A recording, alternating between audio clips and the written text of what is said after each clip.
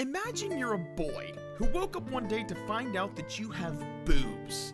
Or you're a girl who now woke up with an erection. What would your reaction be? Another body swap story. I only have one question for men. What do you do if you woke up in a hot girl's body? Keep the dirty thoughts to yourself, and let's find out what our main male character did in this situation. And girls, stay tuned, because it's an amazing love story too. Mitsuha Miyamizu is a high school student who lives in a small town called Itomori. She lives with her grandmother and her little sister. Her mother is dead. Like, seriously dead. Yeah. And her father is busy being the mayor of the town. Such a douchebag. Ironically, she is bored with her rural life and wishes to be a Tokyo boy in her next life. I guess Santo was listening. Anyway, she wakes up one day with her grandmother and little sister telling her that she was crazy on the previous day when hearing an announcement on the radio about the town elections on the 20th of the month, which she cares less about because of her father, who cares about the elections in the town more than his little girls. Damn, they're demanding. All they want is for their father to be around them and giving them the love they need. Kid's right. On her way to school, Mitsuha meets with her friends, Sayaka Natori and Katsuhiko Teshigawara. What the fuck? How do people come up with these names? But Mitsuha simply calls him Tessie. So, hello Tessie. Sayaka and Tessie are like kindergarten kids, teasing, hitting, and yelling at each other as the way of showing their love. On their way, they ran into the mayor, Mitsuha's father, and he tells Mitsuha to keep her head up high and all of her dreams will come true. Yeah, just kidding. He yells at her because she lowered her head when seeing him. She arrives at the school and sees writing in her notebook that says, "Who are you?" Weird, right?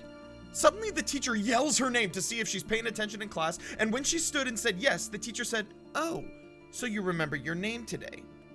What the fuck is going on? Is what Mitsuha's probably thinking. In the evening, Mitsuha and her little sister Yotsuha were performing some sort of ritual that their family's been doing for generations, where they make the world's best sake by chewing and spitting the rice and then making it turn into alcohol. You may think, oh god, disgusting! But I completely disagree, as I find it interesting. She goes to sleep wishing that she was some boy that lives in Tokyo. And guess what? It happened. She is now Taki Tachibana, who is a high school student who works part-time in a restaurant as a bartender with the cute Miki Okedura, which he has a crush on. Like any person who works there, I mean, duh, she's the hottest one there. Mitsuha wasn't good at bartending, as she messed up the orders and can't seem to get anything right. The only good thing she did was sew Okudera's shirt after it was cut by a cheap blonde man that looks like a real jerk, even without doing anything. Doing so made Okudera like Taki more, as he showed her that he's in touch with his feminine side. Women. Mitsuha writes her name on Taki's hand and goes to sleep. On the next day, Taki returns to his body to find out about all the things that Mitsuha had done, and vice versa. Mitsuha wakes up in her body with writing on her hand that says, "Mitsuha, who are you?" And she also finds out about all the crazy things that Taki had done. They both came to the understanding that they swapped bodies a few times a week. About time. Taki and Mitsuha had to make rules to get through the mysterious phenomenon. How to spend money, go to work and school, and what to do and what not to do. But damn, that Taki is lucky. He gets to touch a girl's boobs anytime he wants. He just looks down and it's there.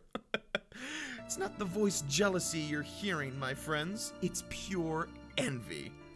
One day Taki woke up and, quite a surprise, he did not touch Mitsuha's boobs. It was then that I knew he was screwed. 'Cause that, my friends, is called love. And no good can come out of that stupid feeling. I'm lonely. Why can't anybody love me? Anyway, Taki touches Mitsuha's boobs, which tells him the truth about us men. We love boobs. Mitsuha's grandmother takes her and Yotsuha into a magical place called the Miyamizu Shrine and tells them about Kakuryo, which means the underworld, to put that sake that they had previously made. It's Katawari Doki time, and it means twilight. Yotsuha says that maybe they can see the comet from their place. It seems like Katawari Doki's time was magical because Mitsuha's grandmother saw Taki inside Mitsuha's body, and then suddenly, Taki wakes up in his body, crying, which never happened before, as the only way to get back to his body was from sleeping. Taki finds out that Mitsuha arranged a date with Okudera, which was like hell yeah for Taki, but not for Mitsuha. She completely got jealous, and she even cut her hair. There was a festival in Itomori, so the people gathered to see the comet. So did Mitsuha and her friends, and then everything went off. Taki tried calling Mitsuha's cell phone, but it was closed. Don't mind it, Taki. I've been there after a couple dates. The girls seem to be close to their phones. I don't know why. And after that day, there was nobody swapping between the two, which made Taki obsessed and started drawing all about Itomori. Finally, he decides to go to Itomori and meet Mitsuha in person. Taki's big brother and the hot Okudera decided to go along with Taki. But the bad thing is, Taki doesn't know the town's name. Stupid, right? I mean, how can you spend all of that time in that girl's body and not know where she lives? If it was me, I would have known where she lives, her entire family, her hot girlfriends, of course, and every little detail about her. Carry on. All he had was his drawings of the city's landmarks, so he kept traveling from bus to bus and town to town to find Itomori's town, until one day he stopped at an eating restaurant, and the woman who works there saw Taki's drawing and told him it's Itomori, and her husband is originally from there. So he confirmed it. Talk about fate. You stop to eat a burger and boom! Find what you've been looking for, but sorry, my friends, this only happens in movies. As in real life, your ass will be stuck to the floor all the time.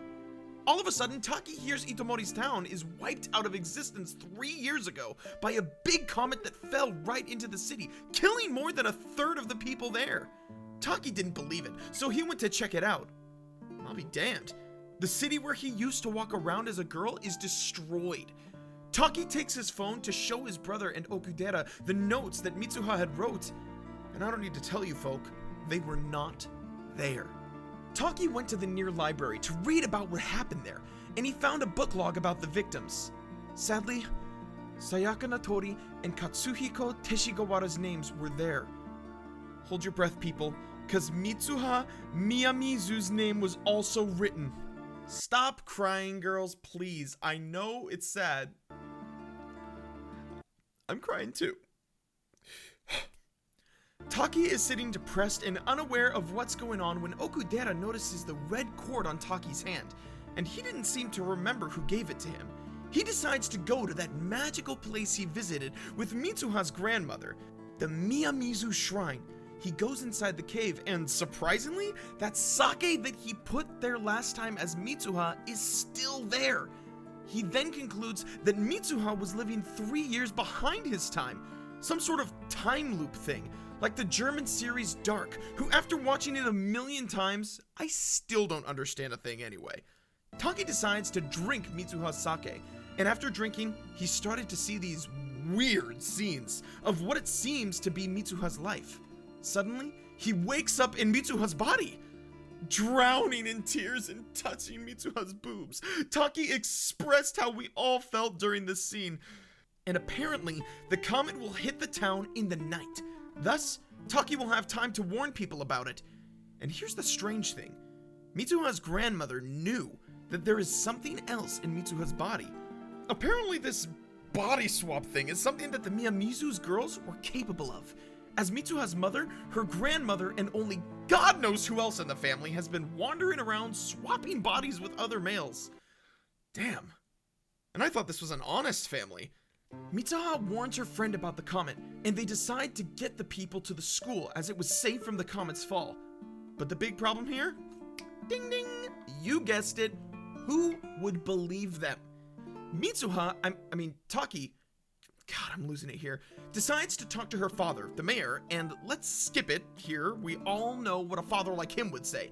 He even told her that she's crazy and that she got her madness from her mother's side of the family. But he is true about this. The Miyamizu girls are something. Taki gets furious and grabbed Mitsuha's father from his tie, which was completely not Mitsuha's behavior. So her father saw something like her grandmother and suspected that this girl is not Mitsuha. Unable to do anything, Taki wished Mitsuha was in his place. He was sure that she'll know what to do, so he decides to go to the Miyamizu shrine.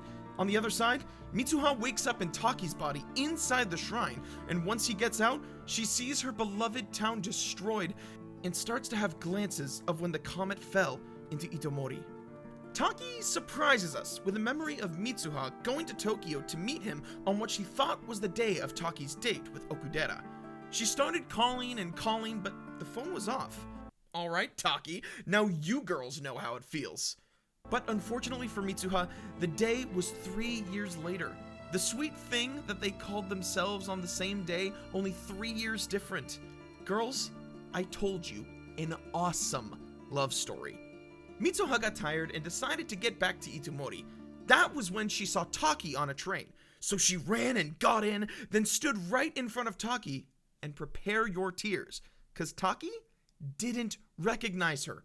Just before leaving, Taki asked her about her name. She told him and gave a red cord she was tying with her hair. And yes, it's the same red cord that Taki was wearing around his hand for 3 years without knowing who gave it to him. Well, this is touching. Stay with me. I'm gonna go get some more napkins. The ones I had ran out. Taki and Mitsuha got to the top and started calling for each other. They could hear but not see. Apparently sound can travel time, but not light. Wow, scientists are gonna be thrilled to hear that. They stood against each other and can feel that they are there. Suddenly, it was Katawari Doki time. And oh my god, they can see one another. And at the same time, they got back to their original bodies. Really cute together. Oh, wait a minute. I need to watch some war movie after this. I need to see blood and death. But for now, let's keep this amazing love story. Katawari Doki time was about to end, so Taki took a pen and wrote his name on Mitsuha's hand. And right before she could write her name on his, Katawari Doki time ended, and Mitsuha disappeared. And Taki started forgetting all about her, so he decided to quickly write Mitsuha's name on his hand. But all is gone. He forgot about Mitsuha, and he even forgot why he was in that place. Tears, fellas. Hold your tears. Back to Mitsuha. They had a plan to shut down the city's power by blowing the power station to force the people to go to school. But still no use. On the way to talk with her father, Mitsuha forgot Taki as well. But she opened her hand and saw what Taki wrote before. I love you. That's it. I can't handle this. I'm too sensitive, goddammit. Mitsuha went to her father, and that's it. The comet fell. 5 years later, Taki, who is now an architect, has a feeling that he's missing something and searching for something but doesn't know what it is. He meets with Okudera and starts talking about that day 5 years ago when they went to Itomori. And then they talked about how people there survived miraculously by being in the school for some sort of an emergency. Taki is drinking coffee at a cafe, sitting near a couple talking about their marriage, and a woman called the man Tessie. That's right, my friends. It's none other than the shy couple of Itomori, Sayaka Natori and Katsuhiko Teshigawara. A few days later, Taki was standing on the train when he saw the thing that he'd been looking for. That's right, my friends. It's the best cheeseburger you'll ever have in your life. And at a fair price. Kidding. Don't nag about it. It's Mitsuha. He starts to get off the train and starts running around like crazy dog trying to find her. He finds her and starts walking towards her. So does she. They pass each other, and then Taki tells her that he's seen her before, with tears in his eyes. So is Mitsuha. Me too. And I think you people too. In the end, I would say it was a good movie. not that great. Who am I kidding? I cried my heart out.